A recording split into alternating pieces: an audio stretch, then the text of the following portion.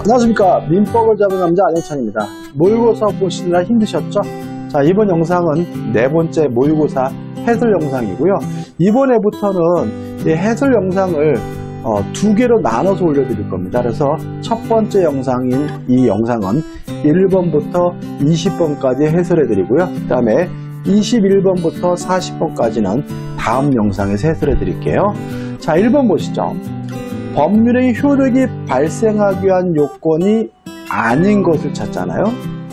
자, 여기서 우리가 답은 3번인데 왜 그러냐면 이런 얘기입니다. 자, 농지를 취득하기 됐다는 이유로 자기 앞으로 등기를 하려면요, 농지 취득 자격 증명이 필요해요. 농지 취득 자격 증명이 없으면 자기 앞으로 등기를 못 하거든요. 그뿐인 거예요. 다시 말하면 매매 계약 자체가 무효인 것은 아니거든요. 다시 말하면 농지 취득 자격 증명이 없더라도 매매 계약은 유효하고, 다만 자기 앞으로 뭐만 못할 뿐이냐면 등기만 못할 뿐이므로 효력 발생 요건이 아니기 때문에 답은 3번인 거죠. 나머지 것들은 다 유효하기 위한 요건입니다. 2번, 불공정한 법률에 관한 설명으로 옳지 않는 것을 찾는데 5번이 답입니다. 자, 일단 이 1, 2, 3, 4번 4개 요건도 다들 중요하니까 꼭 기억해 두셔야 되고요.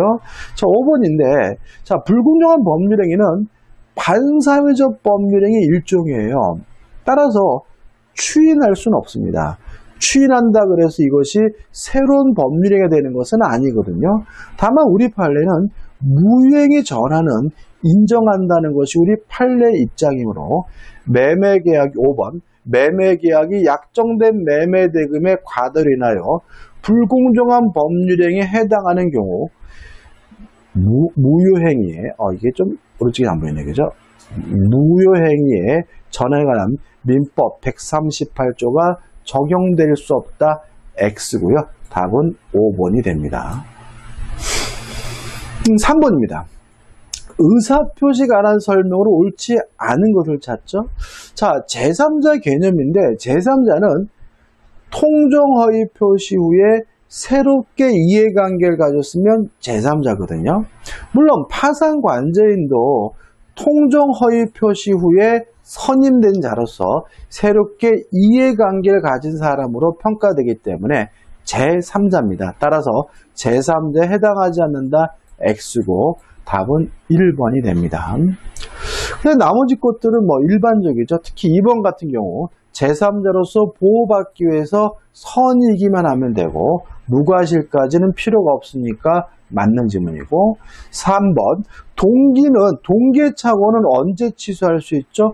표시가 되거나 아니면 상대방으로부터 유발이 됐다면 취소가 가능하니까 3번도 맞는 지문이고요. 그 다음에 4번 통정허위 표시는 항상 무효입니다. 당사자끼리는요. 5번 사기 강박에 의한 의사표시 취소는 선의 제3자에게 대항하지 못하는 거죠. 4번입니다. 의사표시의 효력 발생에 관한 설명으로 옳지 않은 것은이죠. 일단 2번이 답인데 의사표시의 상대방, 자, 상대방이 만약에 제한 능력자라면 도달되지 않습니다. 다만 제한 능력자 측에서 도달을 주장하는 것은 가능하고요. 또 제한 능력자의 법정 대리인이 안 때에는 도달이 되거든요. 따라서 의사표시의 상대방이 의사표시를 받은 때에 제한 능력자인 경우에는 그 상대방의 법정 대리인이 의사표시 도달 사실을 알았어요. 안 후라면 도달이 되니까 표의자는 그 의사표시로서 대항할 수 없다, X가 되고요. 이것도 참 잘 나오는 지문이니까 꼭 기억해 두셔야 되겠죠. 그 다음에 3번도 참 잘 나오죠. 표의자가 의사표시를 발송 후 도달하기 전에 사망하거나 제한 능력자가 되더라도 아무런 영향을 미치지 않는다. 4번 내용 증명 우편이나 등기 우편이 반송되지 않고 있다면 도달된 것으로 간주해 준다는 것도 주의하시기 바라고요. 5번 공시성단을 언제 합니까? 과실 없이 상대방을 알지 못하거나 과실 없이 상대방의 소재를 알지 못하는 경우에 공시송달함으로 5번도 맞는 질문이죠. 5번이 문제입니다. 갑은 을에게 자기 소유 아파트에 대하여 매매 계약을 체결에 관한 대리권을 수여했어요. 그러면 을은 임의 대리임을 알 수 있고요. 을은 어떤 대리권이 있죠? 매매 계약을 매도할 대리권이 있는 거죠. 이에 따라 을은 갑을 위하여 병과 매매 계약을 체결하였다. 이에 관한 설명으로 옳지 않은 거죠. 자, 이러한 매도에 관한 수권이 있다면 1번 매매 계약을 체결할 수 있을 뿐만 아니라 매매 대금을 수령하는 것도 가능하고요. 그뿐만 아니라 대금 지급 기한을 연기해 주는 것도 가능하니까 1번과 2번은 맞는 질문이죠. 조심할 것은 연기까지는 해줄 수 있지만 일부든 전부든 매매 대금은 면제 줄 수는 없고요.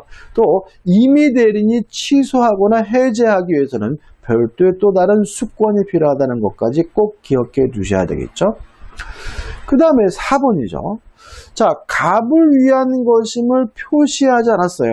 그러면 현명하지 않았다는 얘기고, 현명하지 않았다면 대리인 을이 자신이 책임을 져야 되는 것이 원칙이지만 현명하지 않았더라도 상대방이 대리인이라는 사실을 알았거나 알 수 있었다면 갑에게 효과 기속되므로 4번은 맞는 질문이죠. 그 다음에 5번입니다. 자, 읽어보면 을이 병으로부터 받은 매매 대금을 유용할 배임적 의도를 갖고 있어요. 이거 우리가 대리권 남용이라고 하고요. 대리권 남용은 원칙적으로 유효합니다. 다만 상대방이 알았거나 알 수 있었으면 무효라는 것이 판례 입장이거든요. 다시 말하면 대리권 남용에 대해서는 진이 아닌 의사표시가 관한 민법 규정을 유추 적용해서 해결하는 것이 우리 판례 입장이에요. 따라서 알았거나 알 수 있었으면 무효입니다. 확정적 무효입니다. 따라서 병이 이를 알았다면 그 한도에서 을은 무권대리가 된다. X가 되는 거죠. 무권대리가 아니라 뭐가 되는 거죠? 무효가 됩니다. 6번입니다. 민법상 임의대리가 관한 설명으로 옳지 않은 것은 1번 대리는 행위능력자일 필요가 없고요. 2번 수권행위를 철회하면 임의대리권은 뭐하게 돼요? 소멸하게 되고요. 3번 만약에 대리행위를 하면서 현명하지 않았다면 본인에게 효과가 생기지 않고요. 4번 조심하시는데, 자, 이런 문제입니다. 자, 의사를 결정하는 것도 법률 행위를 하는 것도 대리인입니다. 따라서 원칙적으로 선인지 악인지 과실이 있는지 없는지는 대리인만을 가지고 따지고요. 본인이 알았는지 몰랐는지는 고려하지 않는 게 원칙이에요. 다만 본인이 의사결정 과정에 참여하면 본인의 선의 악이 과실의 유무도 고려해야 되거든요. 다시 말하면 본인이 지시를 했어요. 본인이 의사결정 과정에 참여를 했어요. 그러면 본인이 악이라면 대리인이 선이더라도 선임을 주장할 수는 없는 것입니다. 따라서 4번 특정한 법률행위를 위임한 경우에 대리인이 본인의 지시에 쫓아 그 행위를 했죠. 그러면 이 본인이 의사결정 과정에 참여했다는 얘기고요. 따라서 본인은 자기가 안 사정 또는 과실로 인하여 알지 못한 사정에 관하여 대리인의 부지, 선의를 주장하지 못한다. 맞는 질문이고 주의하셔야 되겠죠. 답은 5번입니다. 자, 대리인이 수인이에요. 여러 명이면 원칙이 각자 대리입니다. 다만 수권행위나 법률의 규정으로 특별한 제한이 있는 경우에만 예외적으로 공동 대리가 되는 거기 때문에 원칙적으로 공동으로 대리한다. X고요. 답은 5번이 되는 거죠. 7번입니다. 복대리에 관한 설명으로 옳지 않은 거죠. 자, 4번이 답입니다. 자, 임의대리는 원칙적으로 복대리는 선임할 수가 없어요. 다만 본인의 승낙이 있거나 부득이한 사유가 있어야 복대는 선임할 수가 있고요.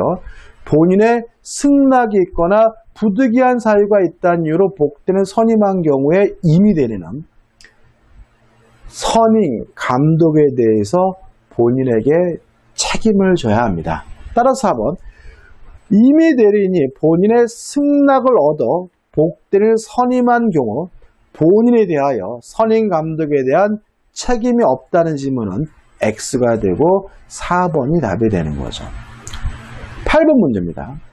행위 능력자 갑은 대리권 없이 을을 대리하여 을소의 토지를 병에게 매도하고는 계약을 체결하였다. 이에 관한 설명으로 옳은 건데, 이런 문제는 조심할 것은 뭐냐면 갑과 을이 뒤바뀌어 있죠. 우리가 보통 공부할 때는 갑을 본인에 놓고 을을 무권대리인으로 놓는데, 이 경우는 갑이 무권대리인이고 을이 뭐죠? 본인이라는 점 조심하셔야 되겠죠. 자, 옳은 것을 찾습니다. 일단 1번은 X예요. 왜냐하면 무권대리 행위에 대해서 본인은 추인할 수 있고, 본인이 추인하면 무권대리시로 소급해서 유효가 되므로 그 계약은 추인한 때로부터 장래를 향하여 효력이 있다. X가 되는 거죠.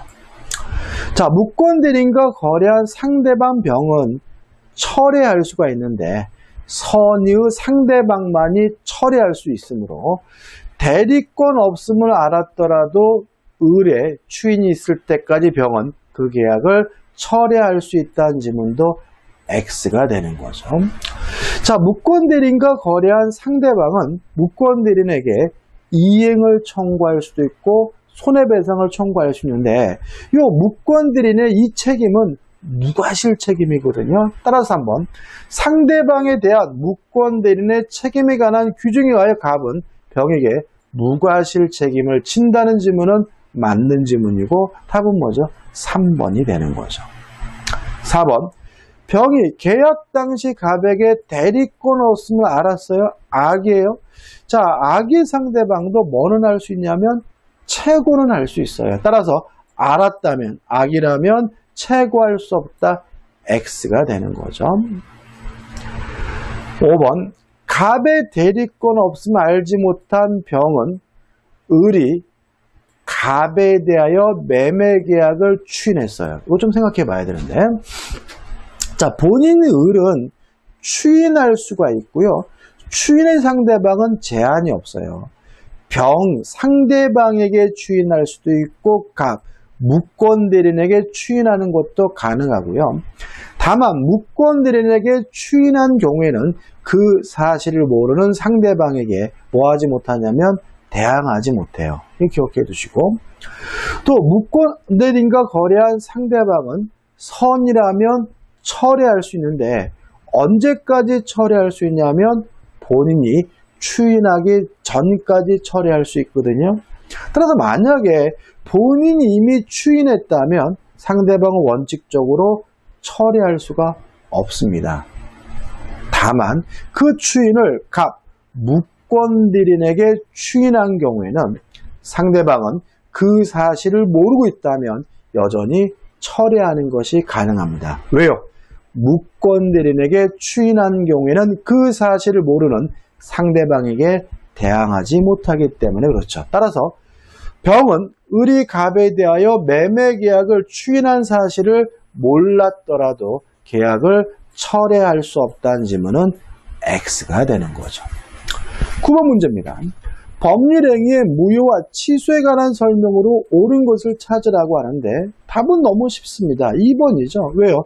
추인은 원래 법률행위 상대방, 추인하고자 하는 그 법률행위 상대방에게 추인하는 것이 원칙이니까요. 나머지 문들은 X인데, 자, 일단 1번. 법률행위가 무효임을 알고 당사자가 추인한 때는 새로운 법률행위로 추정한다가 아니라 본답니다. 간주된다는 거 주의하시고요. 3번, 취소권은 행사기간에 제한이 있는데 법률행위를 한 날로부터 10년, 추인이 가능한 날로부터 3년이기 때문에 5년은 뭐가 돼요? X가 되고요. 4번, 폭리행위는 불공정한 법률행위거든요. 불공정한 법률행위는 전화는 인정되지만 추인은 할 수가 없으므로 4번도 X가 되고요. 5번. 자, 미성년자 제한 능력을 이유로 취소한 경우에는 현존하는 이익 범위 내에서만 돌려주면 됩니다. 따라서 제한 능력을 이유로 취소한 경우 받은 이익에 이자까지 붙여서 반환한다는 질문은 X죠. 다시 말하면 제한 능력자는 현존하는 이익 범위 내에서만 돌려주면 되는 거죠. 10번입니다. 민법상 조건부 법리에 관한 설명으로 옳지 않은 것을 찾는데 1번이 답입니다. 자, 정지 조건이란 뭐냐면 현재 지금은 효과가 없지만 조건이 성취가 되면 효과가 생기는 것이 정지 조건이거든요. 따라서 조건이 성취됐으면 누가 입증하는 거냐면 효과 발생을 주장하는 사람이 입증하는 거죠. 왜요?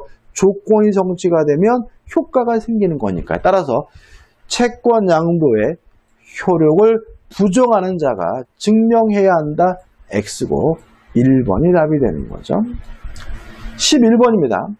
소유권에 기한 물권저축권에 관한 설명으로 옳지 않은 것을 찾는데 답은 뭐죠? 3번입니다. 자, 일단 점유취득시효가 완성됐어요. 그럼 점유자는 등기를 해야 소유권을 갖습니다. 따라 등기를 하지 않고 있다면 여전히 등기 명의자가 토지 소유자거든요. 이때 이 사람이 자신의 소유권을 이유로 취득시효가 완성된 점유자에게 반환, 인도해달라고 청구할 수는 없는 거죠. 왜요? 토지 소유자는 점유자에게 이전 등기를 해줘야 될 뭐가 있는 사람이죠? 의무, 채무가 있는 사람이니까요. 따라서 옳지 않은 것은 3번이 되네요. 12번입니다. 부동산 물권 변동에 관한 설명으로 옳지 않은 것을 찾는데 자, 5번이 답입니다. 이거 조심하셔야 되는데 자, 우리가 1번부터 보시면 이행 판결을 이유로 소유권을 취득하려면 등기해야 되고요. 만약에 이행 판결이 아니라 형성 판결을 이유로 소유권을 취득하는 경우에는 등기할 필요가 없고요.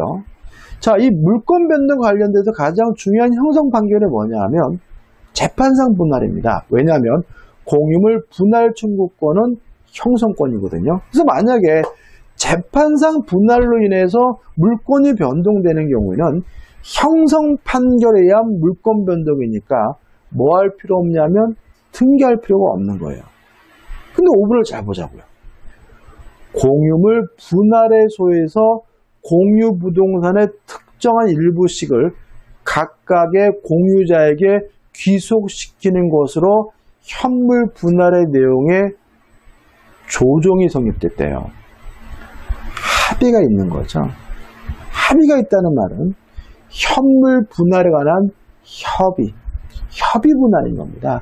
재판상 분할이 아닌 겁니다. 따라서 이 경우에는 이전 등기까지 해야 비로소 소유권이 넘어가기 때문에 그 조정이 성립한 때 물권 변동 효력이 발생한다는 질문은 X가 되고요.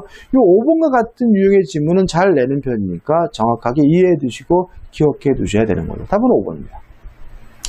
13번입니다. 등기 추정력에 관한 설명으로 옳지 않은 거죠. 자, 이러한 추정력이 깨지는 경우가 세 가지가 있습니다. 첫째, 반증이 있으면 추정이 깨집니다. 두 번째, 사망한 사람 허무인으로부터 이전 등기가 된 경우는 추정이 깨집니다. 세 번째, 보존 등기 전에 소유자가 존재하고 있는 경우에도 추정이 깨지거든요. 그러면 1번 보자고요. 신축 건물의 소유권 보존 등기가 된 경우 그 명의자가 신축한 것이 아니래요. 그러면 신축한 사람이 따로 있다는 얘기죠. 보존 등기 전에 소유자가 있었다는 거죠. 보존 등기 전에 소유자가 있었다면 추정이 깨지기 때문에 그 보존 등기는 실체관계에 부합하는 유효한 등기로 추정된다는 질문은 X가 되고요. 답은 1번이 되는 거죠. 꼭 기억하시고 이해해 두셔야 됩니다. 14번입니다. 점의 추정에 관한 설명으로 옳은 것을 모두 고른 것은이죠.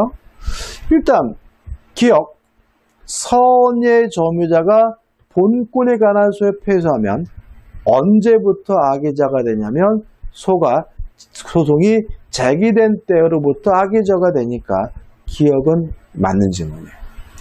니은번은 X입니다. 자, 왜냐하면 점유 계속은 추정이 되거든요.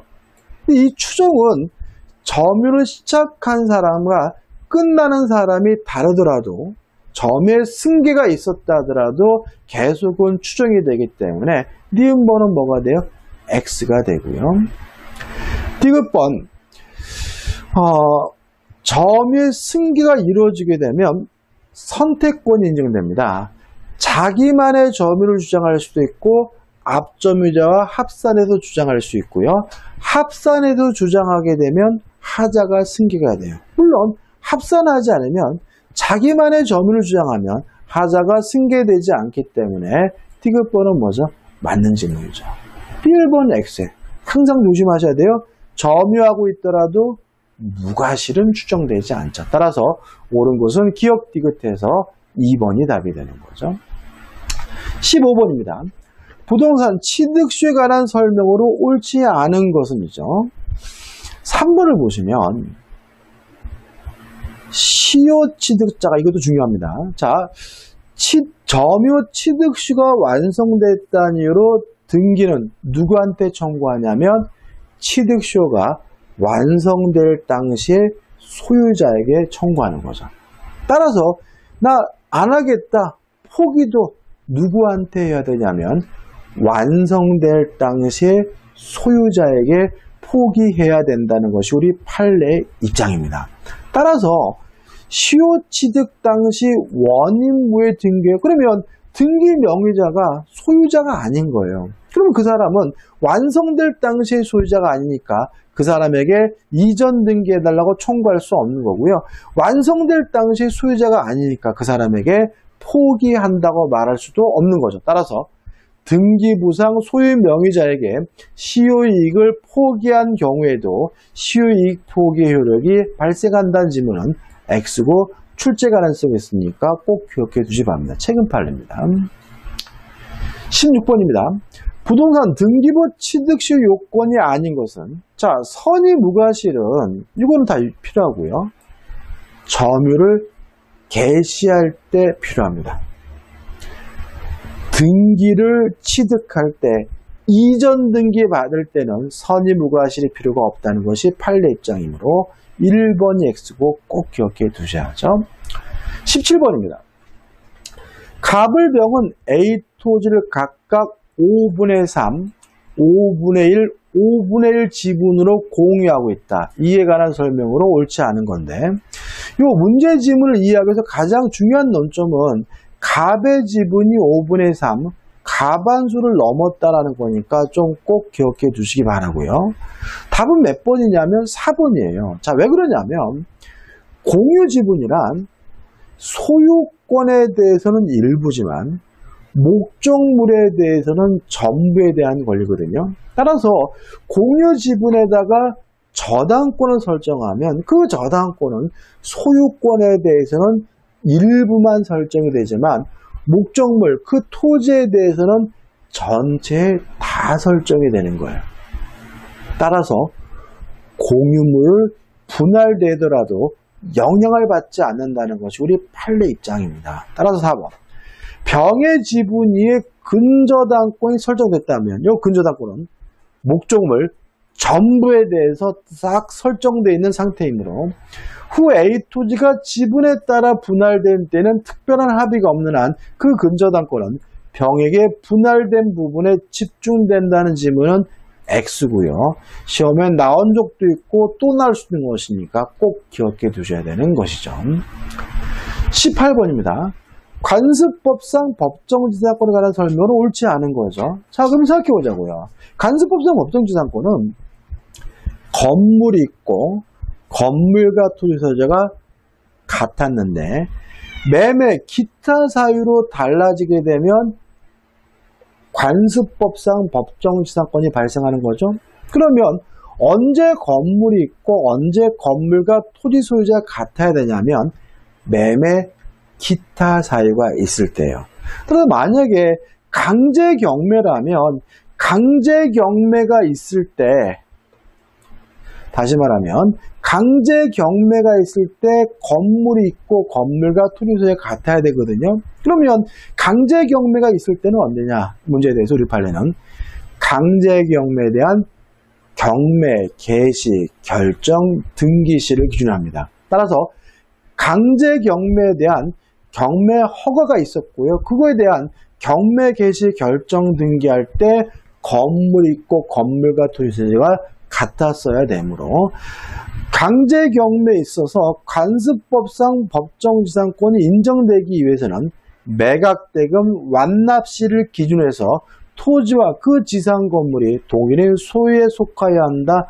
X가 되는 거죠. 만약에 매매면 매매 계약할 때 토지와 건물 소유자가 동일해야 돼요. 매매 대금을 다 줄 때 토지와 건물의 소유자가 같아야 되는 것이 아님을 주의하시기 바랍니다. 답은 2번이죠. 19번입니다. 지요권에 관한 설명으로 옳지 않은 것은이죠. 답은 뭐죠? 3번입니다. 자, 지요권은 종된 권리입니다. 따라서 요역지상의 소유권과 부정성, 수반성이 있어요. 소유권이 이전되면 지역권도 자동으로 쫓아가거든요. 따라서 3번. 지역권자 갑이 그 소유 토지를 을에게 매도하고 이전 등기를 했다면 소유권이 넘어갔다면 지역권도 자동으로 쫓아가야 되므로 특별한 사정이 없는 한 을은 지역권의 이전 등기 없이는 지역권을 취득하지 못한다는 질문은 X고 답은 3번이 되는 거죠. 자, 20번입니다. 이번 영상 마지막이죠. 전세권에 관한 설명으로 옳은 곳을 모두 고른 거죠.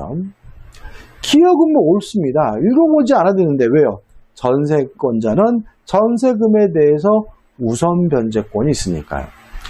니은번도 옳죠. 왜요? 전세권은 목적 부동산의 용도에 쫓아 사용 수익한다는 점에서는 용익 물권이지만 경매권도 인정되고 우선 변제권도 인정되니까 담보 물권도 성질도 아울러 가지고 있는 거죠. 디귿번은 X입니다. 자, 이거 어떤 문제냐면 이런 거죠. 땅이 갑의 것이고 건물이 을의 것이에요. 그 을이 토지에 대해서 예를 들어서 지상권이 있는 상태에서 건물의 전세권이 설정이 되면 이 전세권의 효력은 어디에도 미치냐면 지상권에도 미친다는 것이 우리 민법의 태도거든요. 따라서 디귿번, 타인의 토지에 있는 건물의 전세권을 설정한 경우 전세권의 효력은 그 건물의 소유를 목적으로 한 지상권에는 미치지 않는다. X가 되는 거죠. 답은 뭐죠? 3번입니다. 자, 이번 영상 여기까지고요. 21번부터 40번까지는 다음 영상에서 제가 해설을 해드리겠습니다. 자, 여기까지고요. 도움이 되셨다면 구독, 좋아요도 부탁드리겠습니다. 고맙습니다.